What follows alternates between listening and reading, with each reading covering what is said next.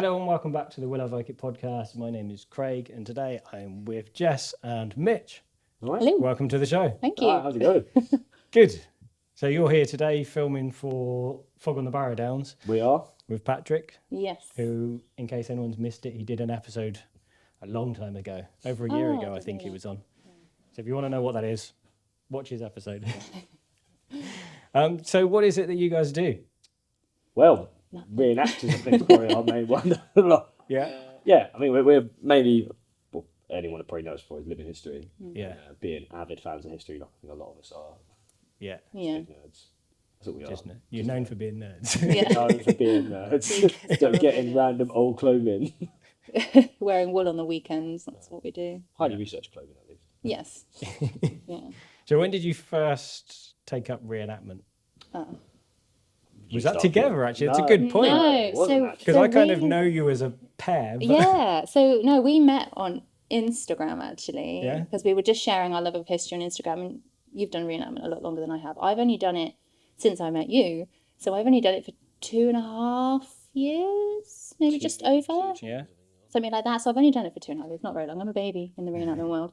And I didn't really know anything about it before. I remember when you introduced me to do it, and I was like, this is a really crazy world that I never knew existed. And I always thought when I went to the castles and you see, people there doing reenacting, Yeah. I thought they were just people who were employed by the castle and did it. I didn't know it was a whole world. So I only started when I met Yeah. Mitch. So yeah, but you're a veteran. 16 years. Yeah. Yeah, Less time for murder. I started when I was 14. Yeah? Did the math there. Hold on. And I started in World War Two. I went to a World War Two event. My mum always been massive into history, loved war Yeah. films. Saving Private Ryan, Bridge Too Far. Went to an event. Mum was like, "Do you want to do it?" And then that's it. That's some how friends. I got inserted. I remember being 15, 16-year-old, dropped off at events on a Friday and picked up on a Sunday, and Yeah. that was it. Yeah, and that's how I That was a way of your mum ditching you, wasn't it? that was a really good way of my mum ditching Yeah. me. Like, yes, get into history. Off you go. Because I know other people that have done it and the parents have kind of joined in with them. Yeah, Yeah, we'll do no. this as a family. So your mum just went, off you go. Just let me crack on. Yeah. Yeah. I loved it. I loved it. Good sense of independence. And my Go- family still don't fully understand it, I think. They still Still kind of... learning, aren't they? They're beginning to see that I think it's quite cool. And they're beginning to Yeah. think along the same lines. But otherwise, they think I'm really weird. So, but that's fine. I don't think mind. my family even have a clue what I do. Like, No. I think my family just accept it after. I think we're after just a bunch of 16 loonies, years, I weren't think we? they're just like, yes, Yeah. old clothes. Yeah, I'm like, yeah. okay. Makes sense. I was going to ask you whether your mustache came before the reenactment, but Joe. as you started at 14, Well, do you know how this ended up on my face? It's not a bet, I swear. COVID, actually. So during Yeah. COVID, I did the standard. I think a lot of people did. I ended up going for the completely like overgrown look. yeah. I did not trim anything. Homeless. My hair was long. I had a beard. I had a long moustache. So in the military, so I have to shave every day. Yeah. And then when I had to shave it all off, the only thing I wanted to hold on to was the thing that was in regulation, which was the moustache. So I've held on to that since COVID. So you're allowed that in your job, but not a beard. Yeah. Well, that might change potentially soon, but Okay. that's pending. But Yeah. I think I'm going to always stick with the tash. I think it's just... And I've never known Mitch without it. No, she hasn't. No, that's He's had a mustache Scary. since the day I met him. Yeah. if it comes off, she might leave me. I'll just... You're a different person now. But yeah. If you need a quick disguise, though. Oh yeah. Yeah. Whip it off. Yeah. This is actually on Velcro. This one. This is the filming one. Awesome.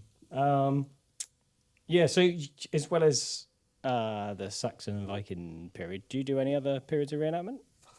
I mean, you do everything under the sun. I do. So, I mean, we both do 15th century. So Yeah. we do sort of War of the Roses era, late Yeah. 15th century. We went out to Denmark and reenacted early 15th century as well. Yeah. Yeah. Which is slightly different. And then we've kind of gone backwards in time and now do a little bit of Iron Age, Romano-British. But we're both massive Crusader nerds as well. So we we're wanna going to go into branch that out into all the period, other yeah. stuff. I think we're always good on time. kind of we're a bit All the space for all the Yeah. clothes. because we're broad history nerds. I think, or Yeah. like we that's probably the worst thing for our wallets in the world is that we love loads of periods. Yeah. It's just a case of picking up different ones that we can. I mean, I started in World War Two and I basically worked my way backwards. So I've got World War Two, World War One, Boer War, Zulu War. I can keep going. Like I think I got War of Independence, French-Indian War, Wild West. Somehow got to that one. Don't know how. We met in Saxon. Yeah, we met in Saxon. Yeah. But yeah, Yeah. she when we moved in together, it was more of half the van is reenactment kit, and then the other half is just We have a spare room, but it's not a spare bedroom. It's just a spare kit room. It's it's the kit room. That's standard, I think. yeah. Good drums. Yeah. It's like whenever you get a bigger vehicle, it just means you can get more, More kit. stuff. Yep. Yeah. That was literally why. Yeah, that makes. Now we've got a perfect bigger sense. tent as Yeah. well. Yeah, we've we've got a bigger pavilion tent. I Yeah. had to have a tent to match my armour. So. Yeah.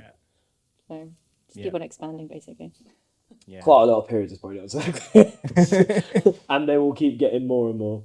Yeah. Yeah. I think we're going to keep expanding. I don't think we're. And there's so much inspiration on Instagram, isn't there, as well? Like, there's so many huge. people that you end up meeting or following that do different periods to you, Yeah. and because you really like historical fashion, and I'm learning about it, and you see it, and you see where they can do their events and their reenacting and their living history, and it just like inspires you to try out something different as well. So You make new friends and get invited as well. And you're kind of like, some of the Germans we met in Denmark were really lovely guys, or Swabian, as they prefer to be known. They were like, yeah, we do 12th century, come out to Germany, we've got a Mott and Bailey castle, like, you are absolutely well and truly invited. And I'm like, Wow. I don't have loads of 12th century kit, but that does mean I've got to get 12th century kit. it's an excuse. It's a great excuse. And, I've got a friend, Nathan, he's probably, in my opinion, one of the best late 11th, early 12th century reenactors, and 13th century reenactors, out there. He's insanely good. He's got very, very good kit, and he's like an inspiration for that period. But I just look at his kit and I'm like, I'll never be as good. I'm joking. I'm joking. I'm like, yeah, that's that. I want that. I want it as well. So yeah, it's hard. I think Instagram has not hurt my wallet either. Yeah.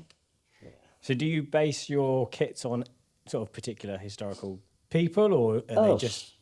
So our Saxon stuff, we just suddenly, we kind of fell into it, didn't we? Yeah. So we started researching a lot to do with Harold Godwinson and his wife Edith Swanneck. So our sort of 11th century kit is based around them, mostly, or just somebody of that status. Yeah. But otherwise, we don't really try to be a particular or base it off of a particular person. Having said that, your plate armor that you've just had delivered is based off of 2 effigies of real people. So It's because like Jess said with the 11th century stuff, it was I think it was just purely a passing comment of someone. Oh, you look like Harold Godwinson, and I was like, well, now I'm going to have to do it. I can work with that. Quite an underrepresented person in kind of everyone just talked about Vatican Harold. Well, the more you read into it as well, Yeah. obviously he is he's an English king that no one ever, it always starts in school out William the Conqueror. No one ever really goes any further back. So it was kind of filling that gap for people as well, because we like to try and educate as well as finally been put as him on a book. Oh yeah. Yeah. Cool, yeah. So Nice. Paula Wilcox, she's wrote a book on Harold Godwinson, and I'm on the cover. So I was like, yes, that's poster boy. if that's a kind of a solidification of being Harold on a book, I was like, I'll take that massively. That's the only people we really specifically base it off. Otherwise, it's just It's of always someone of that archaeological status for finds. 11th century, because 11th century is a bit underrepresented as well. People Yeah. put together a kit for Hastings, but no one really kind of absolutely goes for it. So that's been a big one for us. And then you're Jess said again, my plate armour was based on Sir John Cressy in Northamptonshire, which is an effigy. Tobias Catwell, who wrote some amazing armour books. He wrote 3 really good books, Armour of an English Knight. They have been, they were a great present from you. And I got one signed. Yeah, they are signed as well by him. And I kind of just fell into it, was like, right, I've had armour for a while, had plate armour, and I was like, right, I want a harness made for me, made to measure. And I found an effigy I really liked, and then kind of just went from there. Sent it to the armourers out in Ukraine, Art Steel, really good armourers, but just not far from Lviv. And they knocked it up and made it, and now I've got plate armour based on them. But I think that's pretty much really it, isn't it? Otherwise, it's more generic. Yeah, kind of. Yeah. In Tewkesbury, I'm normally in the King's Guard, but Yeah, we portray a retinue, but we're not specific people per se. Yeah. Yeah.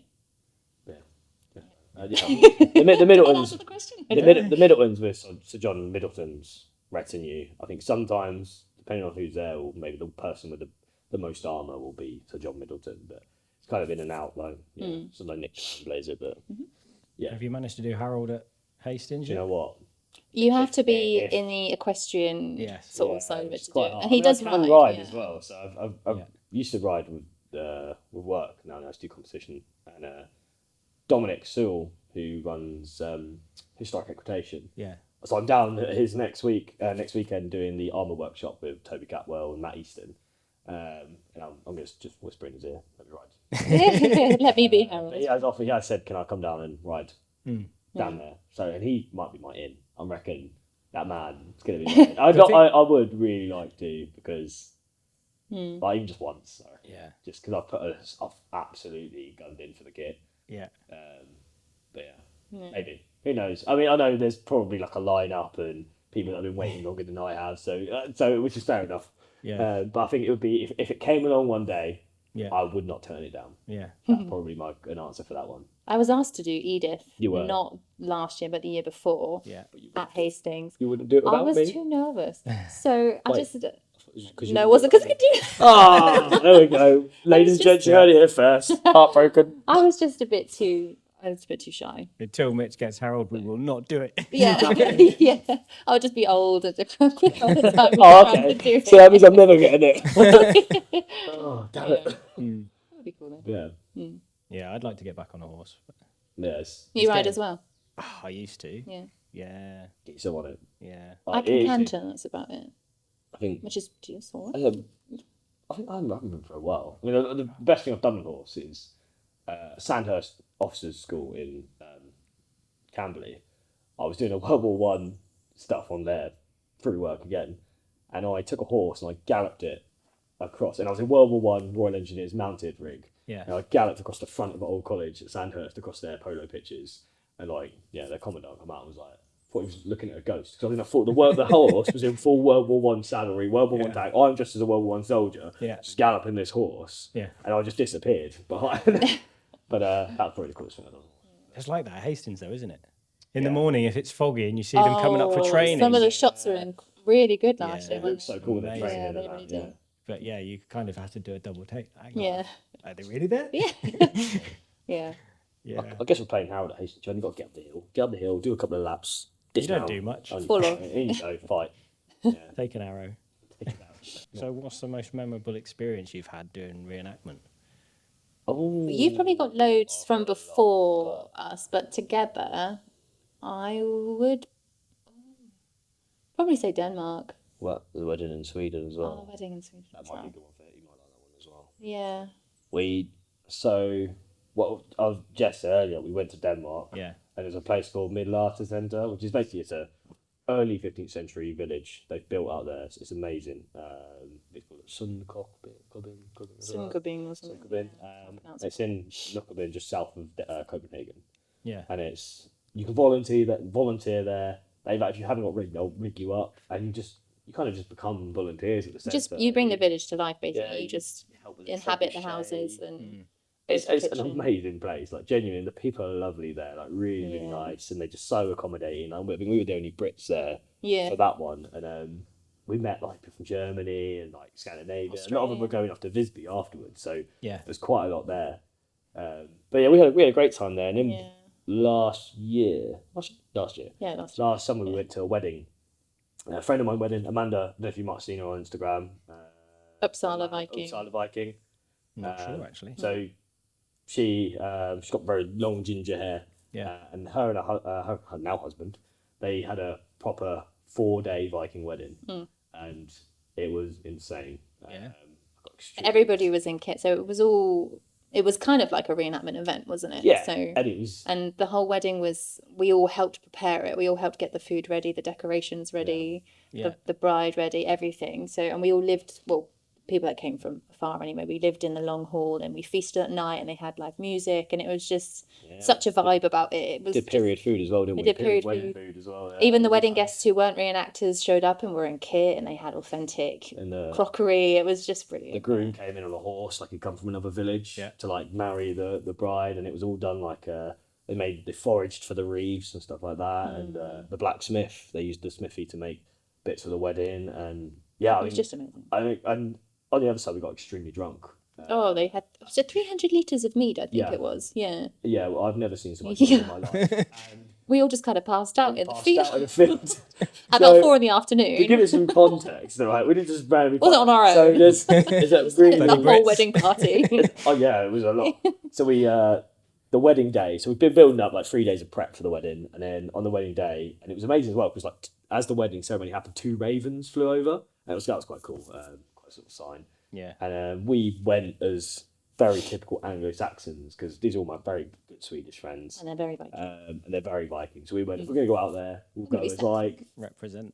Saxons. You know, that's kind of what we're known for. I think we'll, you know, Jess had the long veil on and everything, like really like regal Saxon. The egg face. And Bit of leg Come on. face. Just, yeah. like you have a beautiful face. And then, and then yeah, so we had the ceremony, and then they went, right, here's all this mead, and this table, honestly, I'm not joking, it was just full of mead and food and cheese and just meat. everything, and we were like, amazing. And I can't remember the name of the town now, what was the name? Arsunda. It's just kind of north of Stockholm, about hour and a half, 2 hours north of Stockholm. Yeah. Right, not far from some of the lakes up there. And you got long hall and the high ground. The low ground is where the wedding happened. We drunk a lot.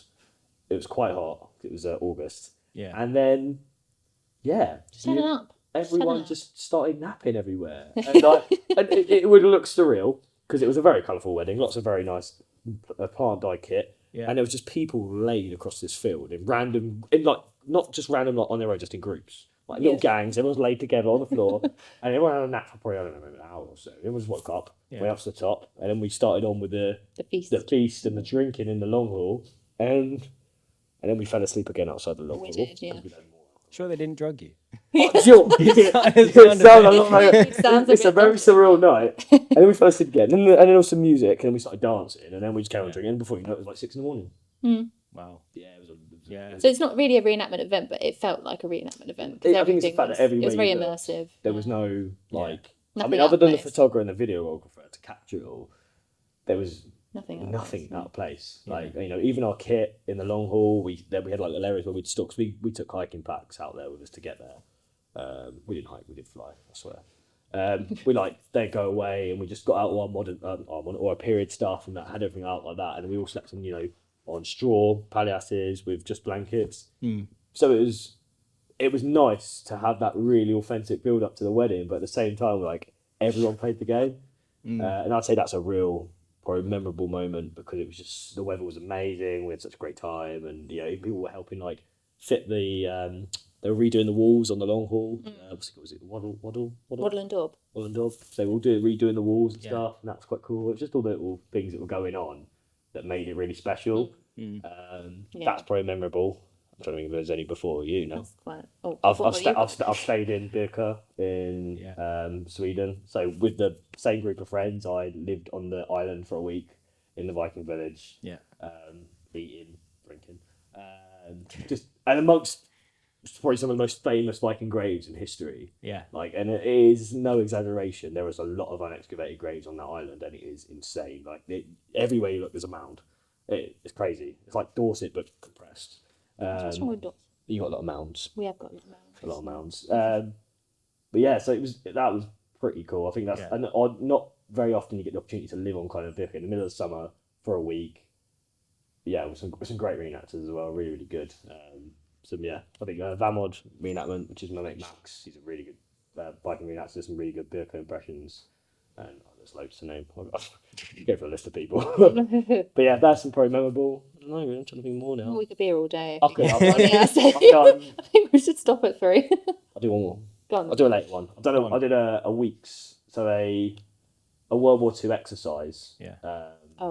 It was probably the most authentic you can get to kind of World War II. But so we were infantry company. I was a section commander, so I was a corporal, so I had my own infantry section, and we had 3 platoons of infantry, and we had a German enemy as well, and we spent probably about 6 days fighting as they did in ammo boots, so carrying the kit they did, eating the food they did, ammunition a lot, and we just, you know, we went through a full operation. In France?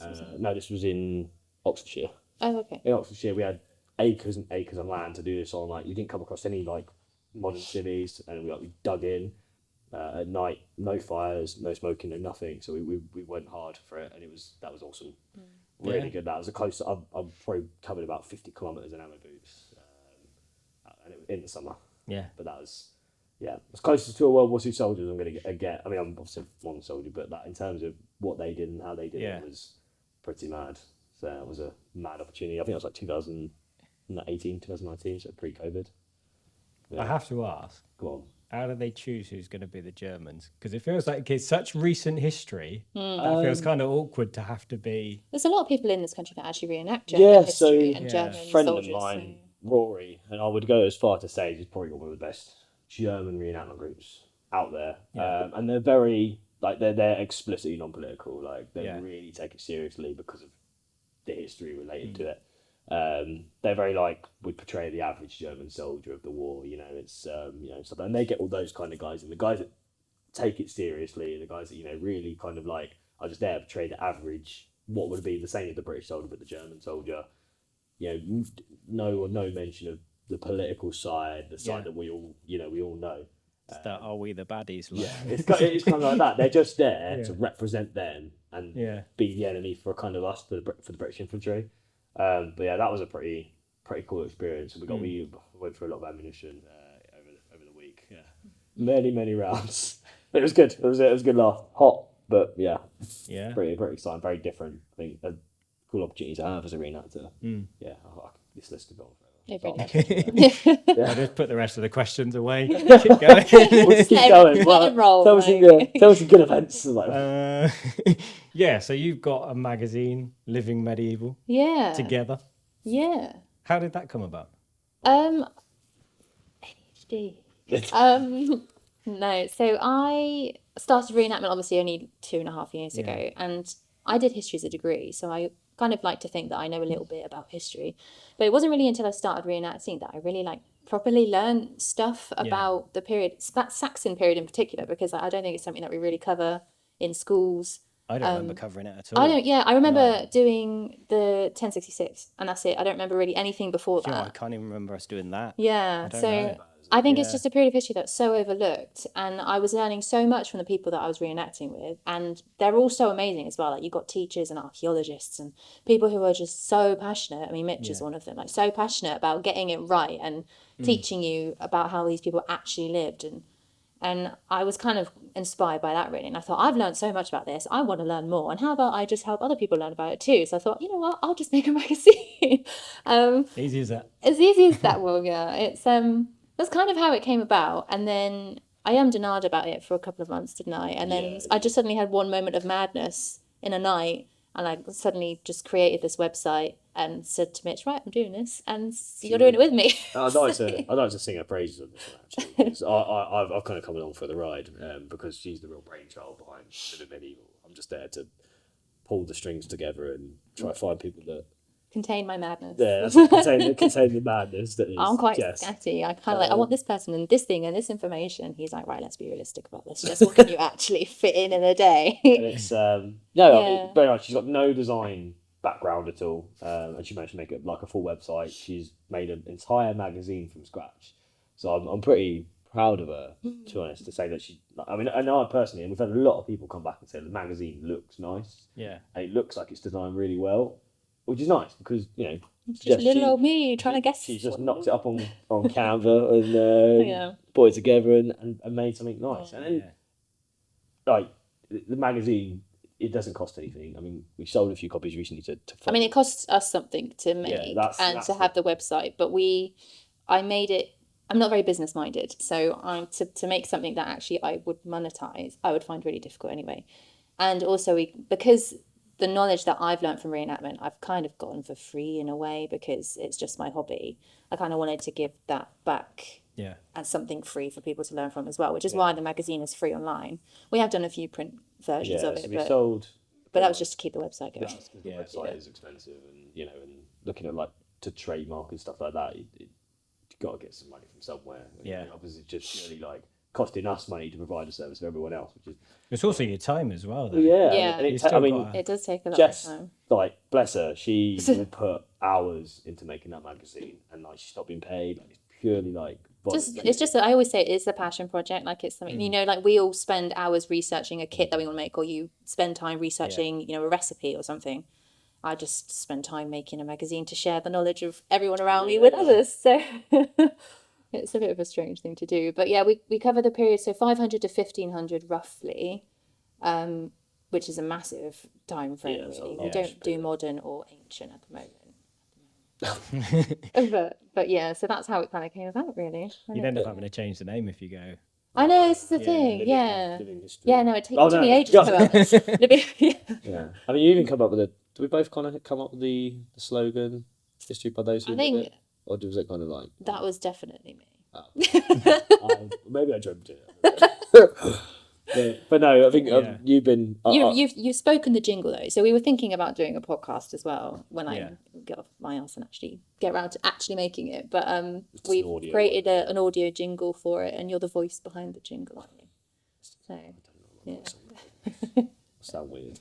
No. I was cringing very hard when I was making it. And I was like, this is terrible. It's nice because people actually know about it now as well. So I just I was hoping that even if it got to, a couple of hundred people, that'd be great. But it seems to people... It's done all right. People do know about it. And every time we go to an event, people will say, oh, how's the magazine going? Like, I really love it. And yeah, it's really nice. And we get approached by people every now and then now to say, oh, can we... give us our book so you can review it. We had like 3 or 4 recently. Yeah, so can you review our books? A review coming out for Graham Turner's new book on the 15th century. So he's just such a cool book. He's collated all the paintings and stuff into a book, and it's about the War of the Roses. Absolutely amazing. I wanted the book anyway, so I was like, yes, I will happily review this book. Yeah. So that's one thing I'm going to review. So that's going to be coming on the website ASAP. As soon as possible. There we go. I've got my orders ASAP. I've obviously got Katya on the team as well, haven't we? She's an assistant editor. And that's another thing, isn't it? Like there's only 3 of us. Me, you, and Katya. Yeah. That's it, really. So we're kind of very much relying on people to come and contribute. Submit articles. Yeah, well, that's it. Yeah, do you know what? It's really difficult because I say this every time someone asks me about it. Living history, people don't do reenactment in living history because of the academic side of it. They do it because it's practical and because it's hands-on. And the people who do it don't necessarily enjoy reading or writing, loads of stuff. They learn by doing it and living it. Yeah. So trying to get reenactors and living historians to write for a magazine is really hard. Even people in our own reenactment group, they're really reticent to actually write for it because they always say, oh, I don't know how to write, and we want to kind of get across that you don't need to be a writer to write for us. Like there's editors for a reason. Like we will edit it for a reason, and we can help you and give you advice and stuff. But I think that's one of the biggest challenges of it. We do general medieval history as well, so people could just write about a topic that they've learned about. And we've had some really cool articles in previous editions just about medieval history. But one of the biggest challenges is getting living historians and reenactors to share their knowledge and their passion. Because they're more about living it, which is you can kind of understand, but it's a frustration for me. I've said to a number of times. I was like, being a reenactor for so many years, I was like, we just don't love writing. Yeah. I was like, I'll write stuff, but I'm not a massive fan of writing. Like I'm not a very big writer personally. So it's hard. Like, I've got so much behind where I've done an impression or something I focus on, but I'm just so bad at writing about it. Could you narrate it and then maybe get someone else to I could just go on there, text to speech or speech to text. Yeah. I like this tunic because they'll get all the words wrong. Full stop, done, send. Yeah, it's just difficult, isn't it? But I mean, we do get quite a few different it's a brilliant contributor. Really, really good. We've been really lucky with the contributors we've had. Yeah. We've had Apprentice Prince, so George out in you say it differently. I can never say his name. Sorry? Jorge. His name is from the Midland Centre. He's written about medieval press because he does actual printing. We've had Toby Catwell, who wrote about riding for the Richard III funeral. There's been so many. There's loads. I can't even name them, but we've had even photo contributions from Barry, S Photography, who's one of my favourite reenactment photographers. Really, really good. He put an amazing picture on and contributed to the magazine because it's a monetary thing. Yeah. The thing about living historians and reenactors as well is they do the research into their kit and what they're doing and what they're learning. And hello. So yeah, you guys got called off to do your extra scenes for the film. We did. So we've now got a bit of Fake blood on our faces. More mud and Blood on my stuff. We never covered actually. Like, do you know much about your storyline in the film? Like who you play? So we play. So you're Woodgar, a Thane I'm of Spear Gladenburg, Thane, yeah. and I'm Edith, who is sort of an archer / wife of Woodgar. Yeah. So, and we just part of the Woodman group. Yeah. We've dipped in it. We've been filming it for a couple of years, so we kind of dipped in and out of different filming dates. It's been really hard to keep track of like what's going on. Yeah, it's been really fun to do. Yeah, it, though, it's really enjoyable. It's just fun to come up here and do bits and pieces and have a film and that. It's a laugh as well. Yeah. So yeah, it's been really good. If we've got a weekend we can do it, we definitely love doing it. Yeah. Just realised I didn't Well, grab my notes. True professional. We are very organised. So before you got called off, we were talking about your Living Medieval magazine. Yeah. And I'm not sure exactly where we got to with that conversation. So You said about reenactors are well researched. They research a lot of their stuff. Yeah, I don't know what point I was making with that, but Yeah, they put a lot of research in. yeah. I mean, the only other question I was going to ask on that was whether you have any particular plans for the future of it. Yeah, so when we've got edition 5, isn't it? So April. 5. We've got 3 editions coming out this year. So we've got April, August, and December. We have quite a few book reviews coming out on the website, and we also welcome like articles on the website any time of the year. And then I am looking into doing a podcast eventually. I think I mentioned earlier. So podcast, getting people on, just chatting quick snippets of history from reenactors and living historians as and when we can. We also might be going to Chalk Valley as Living Medieval. We've been in touch with Chalk Valley, so we might be going there as well. So just putting feelers out at the moment. It's we both work full time, so it's just trying to find. It's quite hard, And I know, trying to get, as you know, probably trying to get podcasts. I think recorded and done is trying to get people to do it. When you've got a job as well. When you actually have work, you like your rest time to be your rest time. So it's kind of like you've got to have that balance as best you can. But we do have a few plans, don't we? So I think just getting those editions out. I think getting contributors for them, and then the podcast. I think if we can get that rolling, that would be really awesome to be able to chat to some people and give a voice to the magazine. Yeah, definitely. Yeah, I think people. There's no secret that it's us. I think people know. Well, that is us. They might have guessed. Yeah. not saying secret. You've got founder and editor of Living Medieval on your Instagram, and I've just got the website. Yeah. Yeah. So you're welcome to be the first person on the podcast. So there you go. There you go. You heard it here first. Yeah. The reverse podcast. Yeah. Now that's actually a podcast. And now Don't worry about your cooking. It's they're quite a new thing, really. People do them quite a lot now, don't they? Yeah. They're just handy because you can just listen to them. Yeah. You like podcasts because you listen to podcasts all the time. Oh yeah. You love a good podcast. I do. Switch on in the car. Listen to it. Off you go. Yeah. Soothing tones. There was one question that I forgot to ask you earlier. Oh, go on in. We're ready. Reluctant. Why He's not? had enough already. He's been filming all day. I've been fighting trolls and stuff.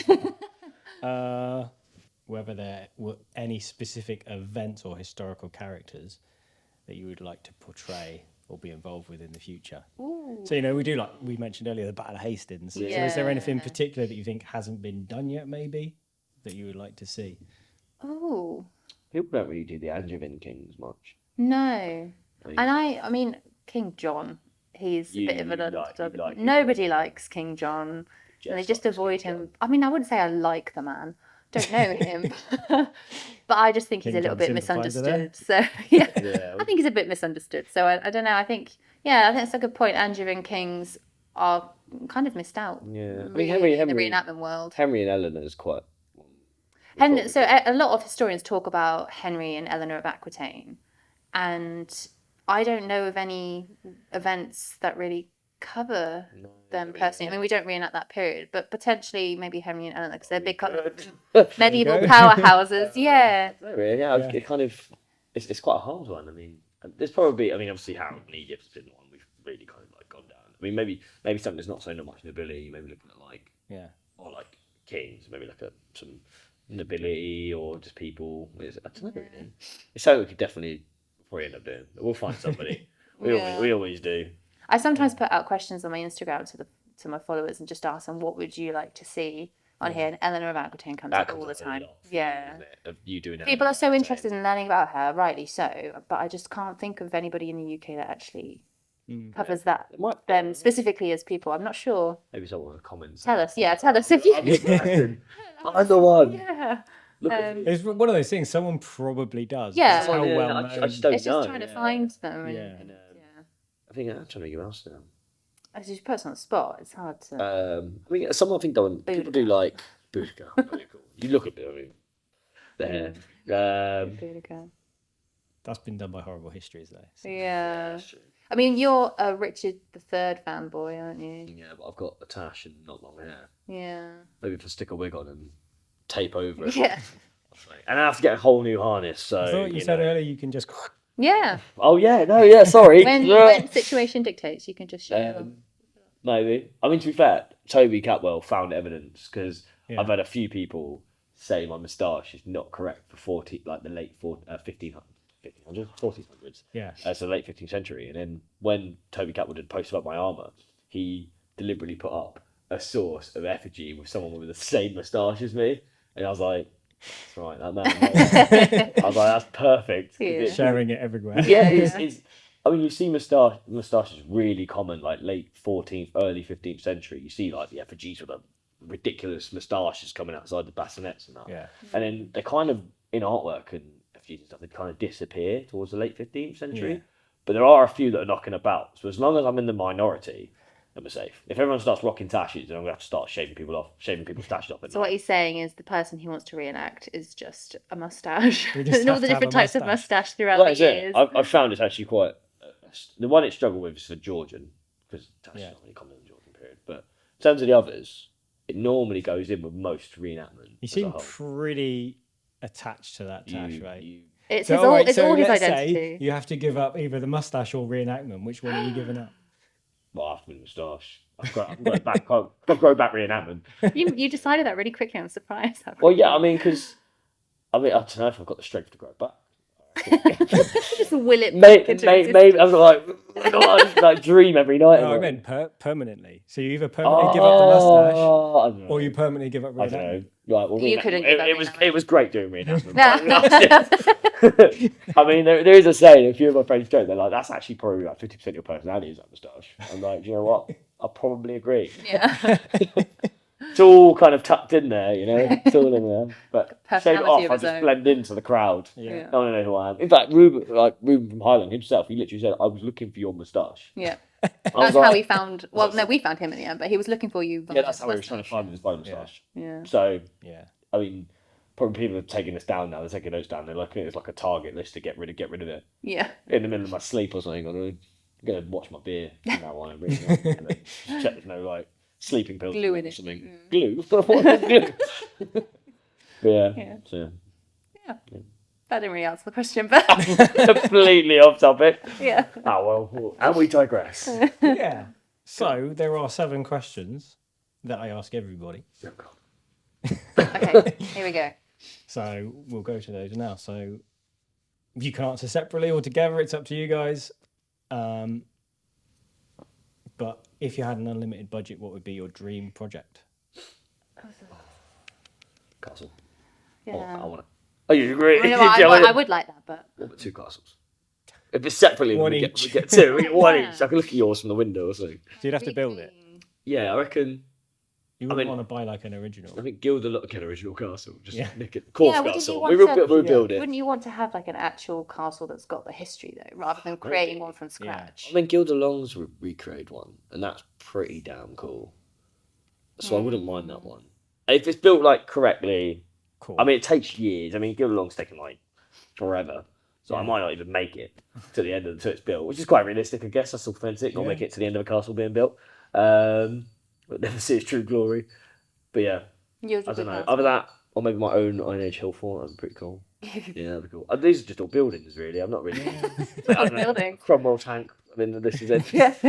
Just more reenactment, basically. Yeah. Yeah. Yeah. I mean, that's probably it.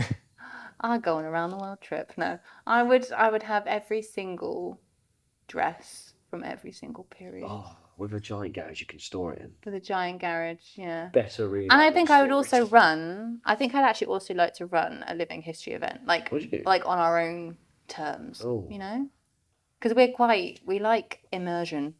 Place all plastic in there. all plastic. Skip on the way in. Yeah, phones go into a bag. Yeah, that's it. Bag up your phones. Yeah. Is that a camp chair? Get rid of it, burn it. I mean, if you had unlimited money, you could do that and have like the biggest house and the nicest car. Oh yeah, unlimited budget. I'd have horses. Because they're expensive, right? Well, we're really We'd have it's everything. budget. We It's said like unlimited. It's going on forever. Yeah. I'll find it. I also want really- an aircraft carrier. I really want sheep as well. You want sheep? Oh yeah. So she's already said this. She's been looking at the sheep on the roof, They're currently on the roof. which at is the moment, yeah. going to confuse Kinda everyone weird. right now. They're going to be like sheep on the There roof. are sheep on the roof. There are I'm always sheep. worried they're going to fall through the gap. Yeah. If they do, I'm going to catch it. I swear. or you're onto the or you're going to cook it. We'll cook it. It's fine. But I do want and a you sheep. just turned around to me, didn't you, earlier, and just went, "I want a sheep," and I was Yeah. like, "Well, okay, Well, unlimited supply of wool. Yeah. true. They're cute. I can't make it do cuddly. anything, but I can try. You can spin it. They'll keep the grass trim. True. Yeah. And we Yeah. can hug them if you get cold. There you go. Bring them in. Good. And if we get hungry, No. That's not. all what right, you do. let's that one out the window. Yeah, I think that's it. It's all reenactment history related, really. Our unlimited budget, a big Yeah. library, lots of books. I probably still won't read because I'm terrible for reading books. I would also sort my family out. What? I'd give my Oh, I thought family you meant as in like you need to It's change it. assassination. Wait, it's not like she said that. intervention. I thought you meant, yeah, scrub away. Find a new one. Stop. No, I'd give them loads of stuff as well. So they could This just is a go project, off. not what was this project? My family is a project. Make, you know? make Jess life amazing. Is it not already amazing? I'd have a living history event. Okay, Yeah. and I'll have the castle, and we can hold it at the castle. There we There go. you go. There we go. We got there in the end. We got there. It's going to be amazing. Yeah, because you've got 2 unlimited budgets. Yeah, exactly. Yeah. So if we do it as one, then it's not as good. But we get the event and we get the castle, and then Yeah. everyone's happy. Event at the And the castle will be huge. We're actually And we'll have going to level Slough for it and put it in the. Sorry, Slough. Doesn't slough Apologies, mean Slough. dirt or mud in Old English? I don't Pretty- know. I'm pretty sure I think it slough does. means Yeah. mud So or that's why we're dirt. leveling it because the Something. Anglo-Saxons were like, I think that's what it means, or something I'm related joking, to Slough. dirty. We're not actually going to level you. We're going for Yeah, you've just made like 10,000. Obviously, I'm just going to kill them sleep now. Yeah, it's coming for I you. don't know why. Slough was the first place I can think of because it's not actually far from where we are. Yeah, that's true. Yeah. Yeah. Right, Anyway, Somewhere else. All right, next question. yeah, Remember I said the last questions are really quick. yeah. Let's just shorten our answers down to like No, 30 you're fine. seconds. One word. Yeah, one word answer. Yeah, one word answers, go. Okay. Okay. Do you think you could survive on a Viking Age diet? Yes. Yes. Done. Next. Okay. Yeah. Is there any food you'd miss on a Viking Age diet? Potatoes Yeah, potatoes. I actually I love agree. chips You do. And chocolate. and chocolate. You like chips and chocolate. Chips and chocolate, all the Or C's. would you like fish and chip night? Oh, batter. Oh. This is a longer list. This is good. I didn't realise I'd miss Yeah. it, but now I'm starting to get it. See, batter's doable though. Don't Like get me a done Viking- batter. We can do batter. Should we get batter? Dinner I mean, we rolls. can do pancakes, so Yeah, So they we can, get- well, and we yeah. can catch cod. But we can't have chips. Or just you can't do the turnip Turnip things. chips. parsnip. The sweet potatoes. You can have exist in this country. yeah, I suppose. Sweet potatoes, no, they're I think rainforest, aren't they? Right. They like so hot. I know They're- they have to be growing in a polytunnel or a greenhouse. So turnips. Yeah. turnips are doable. No, I do just like a turnips. tomato as well. You do like tomatoes. Can't do that. We've got- I know, that's what I mean. So, So we're yeah. chocolate, Pesto. potatoes and tomato. Pesto. Yes. Oh, I'm sure we can make pesto if we get Yeah, Italian merchants basil. involved, but yeah. I If would you're probably fancy enough, I'd miss pesto. what's in a pesto? We got parmesan, Basil, parmesan. Is it pine nuts in? pine nuts. Yeah, they're quite exotic. Is pasta They get them in possible? Italy though, so it must be. How old is pesto? Pasta, what about pasta? Pasta is Ah, you right. can make pasta. I've had medieval Yes. pasta. So, in here last year, we recorded an episode that got lost with my mate Matthew Martin, and we had a whole discussion about historical interpretation. And so, like, most of the clothes are based on just a couple of grave finds. Yeah. And then we made pasta and that was it was kind of being a little bit facetious, but to go, well, It can be done. it can be done. Yeah. It's eggs and flour. We actually put blood into it as well, so we made blood pasta. Oh, nice. Whose blood? Whose blood? Don't The ask. sheep. No, it was, Our own blood, you sweat can- and You can tears. get pig's blood from Amazon. Right. So yeah, so we made pasta with powdered blood, and we lost the episode. But Oh no. we talked a bit about the history of pasta. Yeah. I mean, it Yeah, goes yeah. back to like, you know, Yeah. Everyone thinks of it as being Italian, but actually a lot of it comes from China. The Right. new noodles and stuff Yeah, the predates noodles. that. Okay. So it's whether they were Silk invented Road and all that separately. business, yeah. There's sort of a rumor goes around that who was it? Marco Polo Oh, okay. He was at, brought he it was to at the Far Italy. East, wasn't he? That's supposed to be a myth. So yeah, Who knows? who knows? Okay, but so- it's plausible. Pasta and pesto is a possibility then. But pesto got pies to pineapples. I don't know. I'll probably miss a few things, but overall, I reckon I'd adjust. Potatoes and chocolate. You aren't gonna Not together. Not gonna. Not together. Best potato I ever had. Yep. All right. So next question. Yeah. Maybe this ties in with that. Is what's the weirdest thing in your kitchen? Chocolate potatoes? Yeah. I have a habit of making weird concoctions of meals, don't I? I just kind of get whatever's in the kitchen and just throw it together. I do the I'm quite a same. lazy cooker. Yeah. But I mean, we're quite boring. We have pickled cockles. I don't know if that's a weird You thing. put them. You got them in the cupboard. I love pickled cockles. Yeah. I know what you mean. I've never had one. Have you Don't not? think I'd want. I just love vinegar, so anything Yeah. that's pickled really. We are vinegar fiends. Yeah. I'll just eat a jar of pickled onions. I'm trying to think what else. So- What's weird in our kitchen? Yeah, we've got a pretty standard kitchen, haven't we? It's box What's in standard. there? Oh, what's in there? A gone off pepper? The That's poor standard. potato that's grown arms and legs. Yeah. I've got a drawer full of them. Yeah. Got a lot of tea. Loads of tea. Loads of tea. All the tea. It'd be weird for a Viking, I suppose. Yeah. What else? We're standard. Pretty standard. Yeah. Yeah. Sea bass. We have Viking like utensils. Oh yeah, we use We have Viking many glasses, times when we're drinking wine at home, we just pull out like our beer glasses. beakers and just drink out of them. Yeah, because, I've you know, done why that not? many Yeah. times. Pull out Yeah. our medieval plates. So at Christmas we didn't have enough cutlery, so we just pulled out medieval plates. And Yeah. stuff. Like, We've had the wooden reenactment bowls out. Why- before. why Just not? like, we need more bowls. We haven't got any. Wait a minute. We have hundreds. Dozen of them. we even pulled out our Viking table for like use as one of the buffet tables. Yeah. For the Yeah. alcohol. Yeah. Nice. Easy to Yeah.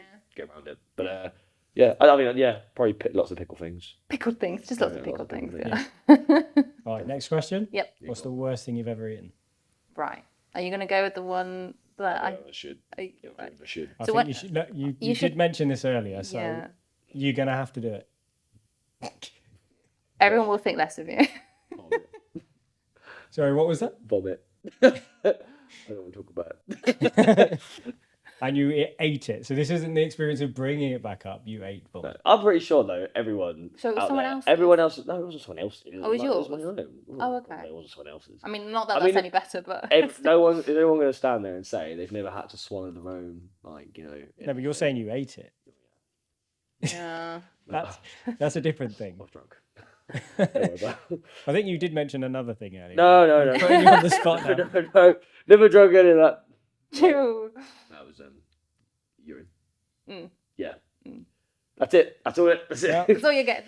It was my own. Don't worry. We Do you when I want- was I've had a hell of a career. I was gonna say, do you want to like explain why you did it, or are you just gonna leave it open just to? just many young, silly, drunk antics of joking around and trying to be stupid. Yeah, trying to be. Or definitely Achieving. being stupid. Yeah, and daring each other to do horrendous things. And unfortunately, That being was it. 18 and stupid, of course, I did it. I've learned better now. I wouldn't do it now. No. I think No. next time we do an episode of the worst food people have ever eaten, we're not doing that one. Don't do that. No one wants to do that one. No. Other than that, I'm trying to think of a more normal one that's not so vile and disgusting. I'm disgusting with myself, to be honest.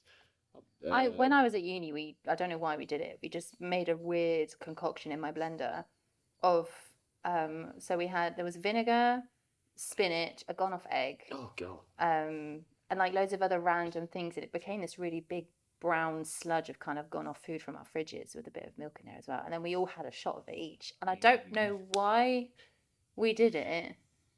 I just don't know why. Just, One of those things. yeah, just again young and stupid and Yeah, I don't know. I'm trying to think of a normal one. I- I'm really I don't struggling. I've eaten probably loads of gone I off should things have something for a because joke. I've travelled a lot. I drank a very gone off milk once. That's Yeah. basically cheese. That was a dare. Yeah, it was basically just come out as a lump. Yeah. Oh, Yeah, well, nasty. it was, Cheese. it was alright. Yeah. I mean, I wouldn't put it on my, I wouldn't put it on my pasta, but Have you ever had shark before? have you? You have had. I've eaten I shark. wouldn't- is that the worst though? It's not the worst, but it's a strange thing to eat. I guess so. Yeah. Yeah, we've done that a few times. Yeah. Shark and it's not the best. swordfish. If you chew it for a long, we had the fermented Greenland shark. Oh. If you chew it for long enough, it actually starts to burn. There's like a Really? heat to it. It's like the ammonia is like building in your mouth. What about the? Wow. Is it Strommen? Surströmming. Something Strommen, or- Yeah, we did that last year. Do you know Terry, the science Viking? Yes. No. Did he eat it? Yes. Oh. He took a whole fish out of the can and Crazy. That's good. And this is the man that's had the eating the Vomit. wrong the thing. I want to add though, it doesn't actually have any taste when it comes back up. So it doesn't in taste- here, we recorded a worst food episode in December Mm. with Patrick and Amy and Andy's other half. Yeah. And one of the things we had to eat was egg white. All right. Yeah. And it literally hit the back of my throat and comes straight back up again. Oh, did you? Did Like, you eat Barrow? That actually, just saying that makes me feel It was, queasy. it was, Oh, it was a no. cycle. Just Kept going. Raw egg whites. yeah, Yeah. raw egg white's disgusting. Not for me. Patrick was knocking, as I was taking out the egg yolks, Patrick was knocking them back. Oh. Want another one? Yeah, all right. Do it. Do it. Bodybuilders do that. Bodybuilders. Yeah. They like the whites and the Yeah. They can like get rid of. It was. the It had like because the sort of smell of the white hit my mustache as well, so I just kept smelling it. Yeah, Oh. Yeah, you always every time I drink an ale, I'm just there with a white moustache. Yeah. You got a little. I think Got a give little it a something. Yeah. Jake's it when it's like a bit cold and wet and miserable, and I've just got. Because Like, your mustaches, they it just drips, gather doesn't it? You probably know the same, condensation. They do. Yeah. Gathers, and she, Yeah. I'll give her a The whole kiss, and beard she's like- does. Yeah. And she's like, "Oh god, Yeah. it's horrible." Where But Yeah. it's well, did we get to? That was worst food. worst Yes. food. Yes. So next question. Yep. Most memorable meal you've ever had? Memorable meal. Hello. Memorable meal. You kind of mentioned one earlier, I guess, because you did the wedding in Sweden. Yeah, that I was mean, some pretty nice food. the cheese and the mead. Oh, yeah, lots of cheese and mead. And That was the dinner incredible. was nice as well. Really, really nice dinner. Yeah. Oh, do you remember the medieval vinegar and stuff we had in Denmark Yes. that Wolf made? Yeah. Yeah, that was nice. There was one of the guys at the German lot who was making some of the food. Like he did really amazing food, and it tasted so good. Like he made a medieval vinegar, which was nice, and obviously being vinegar fiends, we were just With all these fresh Yeah, herbs like and fresh stuff. herbs, and the Yeah. meat was amazing. So yeah, they were just really good cooks. They really looked after us. Yeah. It was us like peasants. Please Yeah. give us more. Give us more. But yeah, I think the mead, cheese, and meats one for Yeah, the that's wedding. Yeah. pretty good. And also the sausages that Chris made. Do you remember? Yeah, we had these, and this amazing mustard that was in Sweden as well. There was- Swedish food. We've had anything with lobster. Yeah. We're supposed to name one meal though, weren't we? So we should end up naming all of our. Oh, I know one. I just thought one. The mussels in Normandy. At Mussels on Mont Saint Free? Michel. Meals on fruit. Yeah, there we go. There's one. Right. Yeah. Yeah, that. So we had we were in for your birthday. We went Yeah. out to. Mont Saint Michel. I was at what agent? God, no, bug me in the face. Cut that. Bad. Yeah, we went to Mont Saint Michel in Normandy, and Yeah. we ate a lot of mussels and chips out there because that's quite a thing for lunch. And we had it at Mont Saint Michel, and they were caught around the area, which just made them 10 times better, of course. That was good. That was really good. Yeah, They were some of the best mussels like we've ever I've had. ever had. Yeah. Yeah. We had that with a little bit of wine and stuff. And mussels, such an authentic meal to have at Yeah. reenactment events, and just no one does them. Yeah, it's I suppose obviously- it's quite yeah. shellfish is a So we bit. said to you earlier, we'd love to take them to an event and have them on display, but the problem is you're more worried if you're gonna, What? Yeah. die. Food poisoning. Yeah. Or I don't really want to. I don't want to be like near a sink and a toilet all at the same time.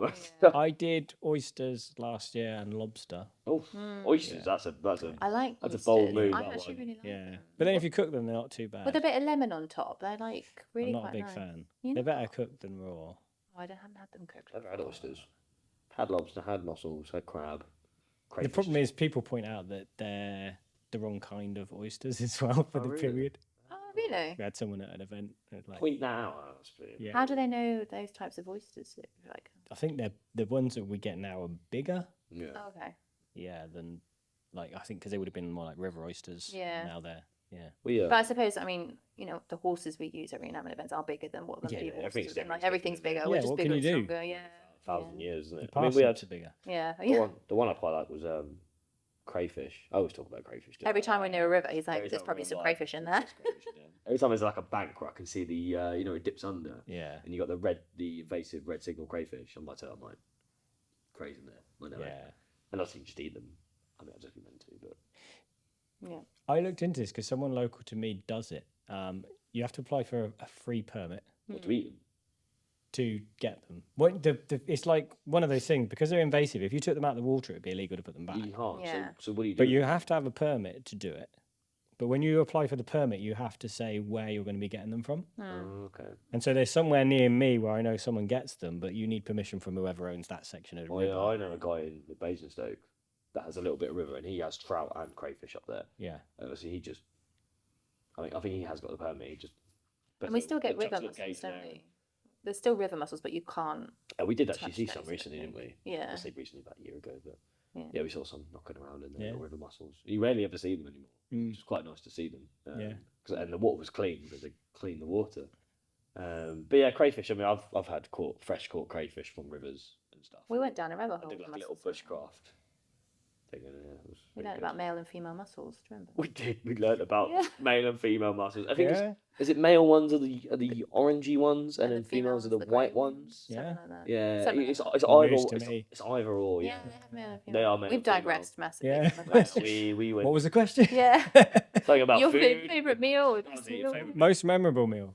Moules en Most frites. memorable meal. Yeah, Moules en Moules en frites. frites in Yeah. Normandy. Yeah.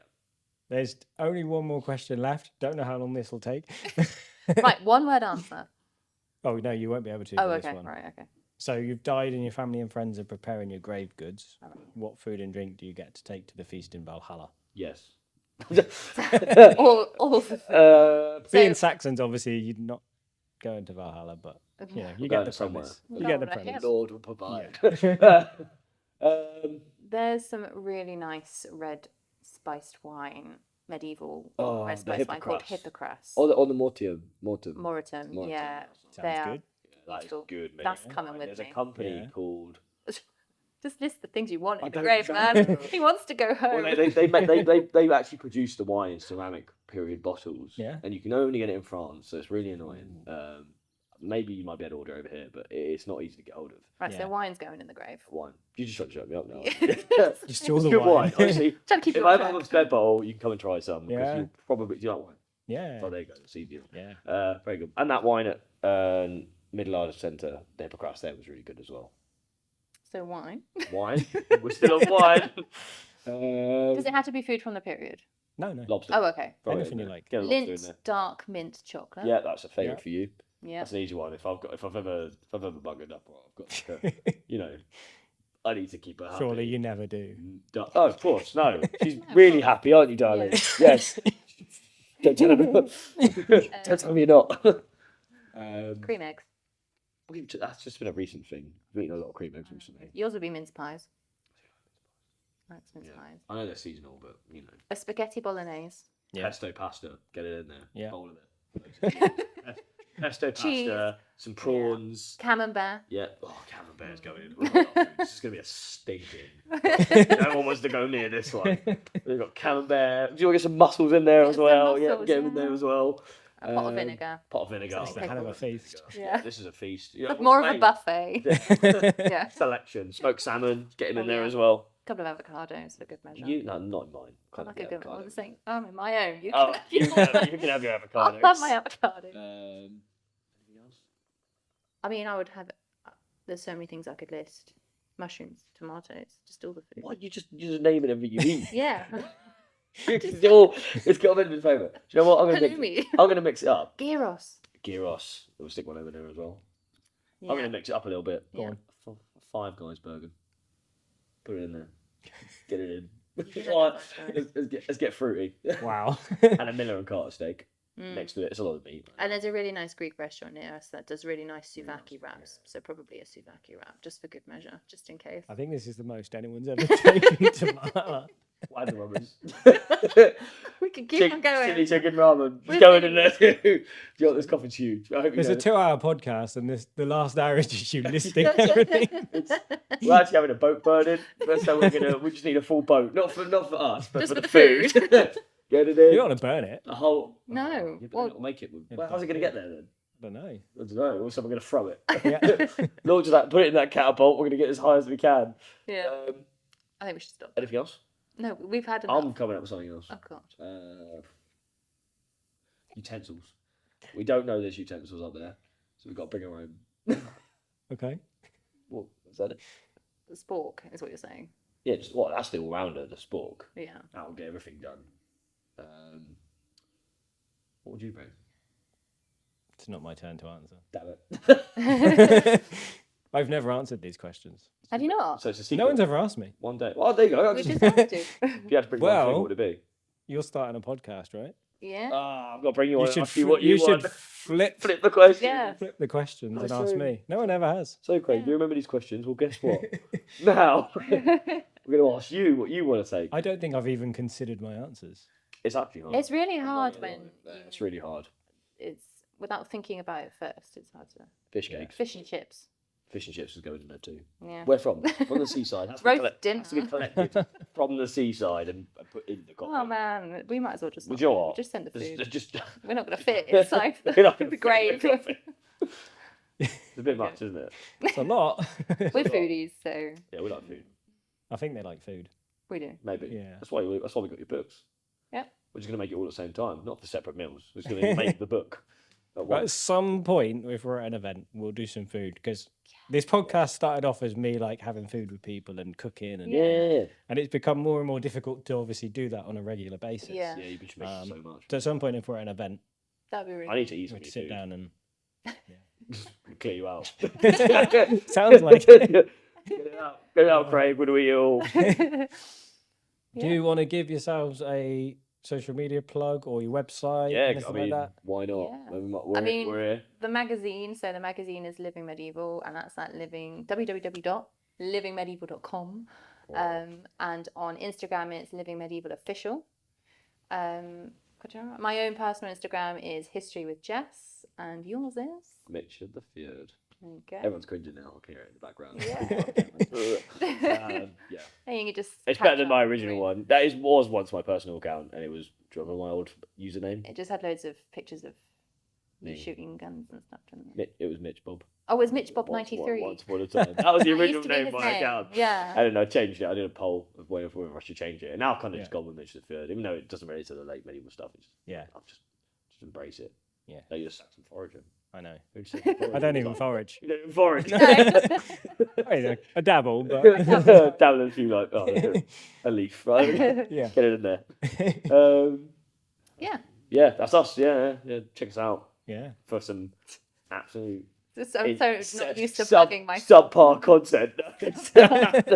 No, it's alright. Exceedingly average Yeah, content. feel free to comment, like, post, subscribe. And write for Living Medieval as well, because we're always looking for reenactors, living Yeah, if historians. you wanna anyone- write, I'm right. Yeah, just get in touch. Come info write, at livingmedieval.com. Yeah, just Yeah, Craig. get in touch Anyway. either on Facebook, Instagram, send us an email via the website, whatever. Get in touch. Yeah. As you can see, we're mental. And on that note, Thank you for coming on. oh gosh, No, it's been sorry. good, Craig. Thanks It's for been having fun. us. Yeah, No, yeah. it's been nice. It's been good. Yeah. And thank you all for watching or listening. I'll see you next time. It's been good. Bye. If you enjoyed the show and want to hear more, remember to like and subscribe and give the show a rating. You can also help keep the show going by becoming a Patreon, where you'll get early access to all episodes. Or check out my range of merch on my store. Links are in the episode description. Thanks for watching.